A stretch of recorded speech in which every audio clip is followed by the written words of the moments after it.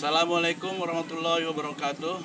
Halo guys, saya akan berbagi pendapat ya tentang yang sejak dulu kala sampai sekarang yang menjadi malapetaka kehidupan, yaitu adu domba.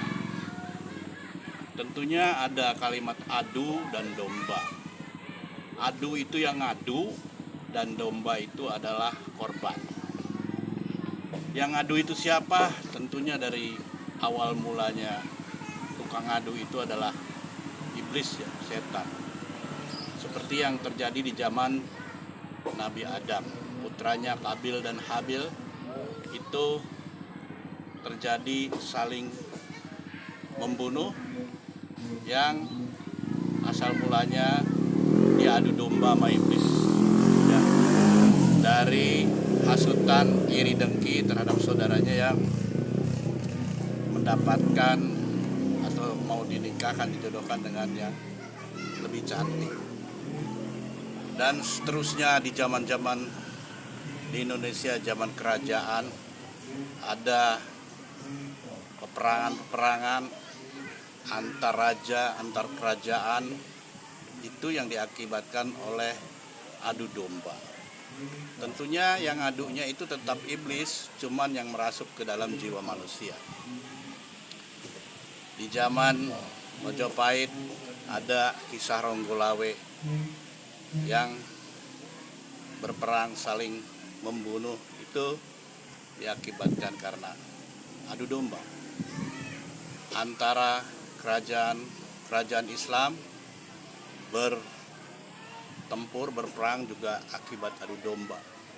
Di zaman Belanda untuk kepentingan politik merusak persatuan dan kesatuan, yaitu menggunakan politik belah bambu, adu domba antara kerajaan satu dan kerajaan yang lainnya. Nah, itulah adu domba itu mengakibatkan kehancuran, ketidakharmonian ya.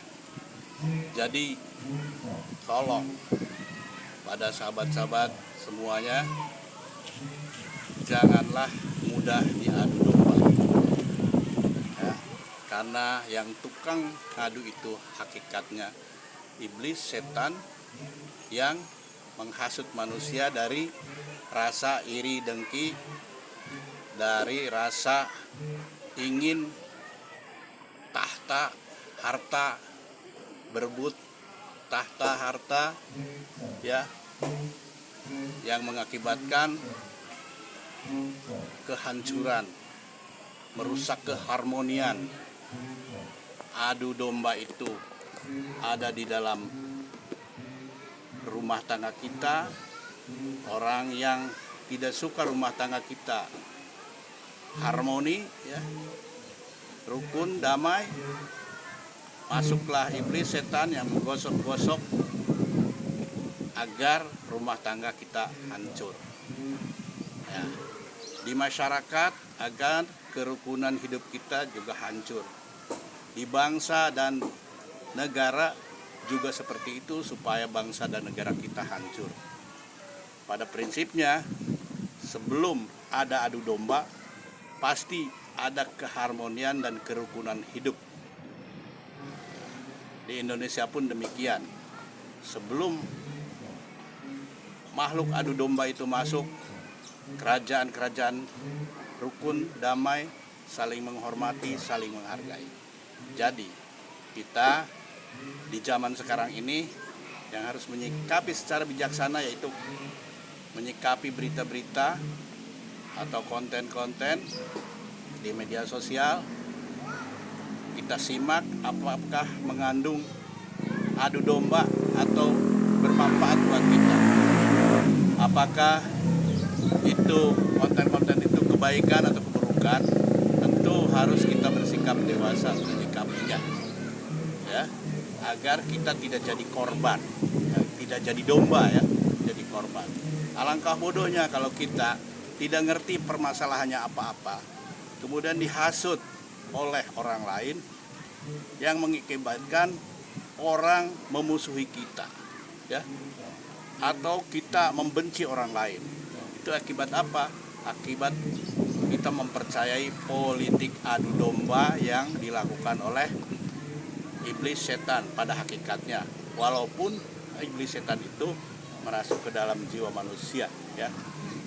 Jadi demikian menurut pendapat saya, yang sekarang banyak sekali keharmonian kita hancur, ya, akibat kita mempercayai politik adu domba. Demikian barangkali ya yang bisa saya sampaikan untuk berbagi pendapat, ya, agar kita tetap waspada dan kita bijaksana menyikapi secara dewasa setiap apapun berita, apakah itu bersifat adu domba atau bersifat kebaikan. Jadi kita yang kalau berbicara di media sosial atau dimanapun, berbicaralah yang baik-baik. Kalau tidak bisa berbicara yang baik, lebih baik kita diam. Oke, yang baik buat keluarga, masyarakat, bangsa, dan negara. Demikian pendapat saya. Assalamualaikum warahmatullahi wabarakatuh.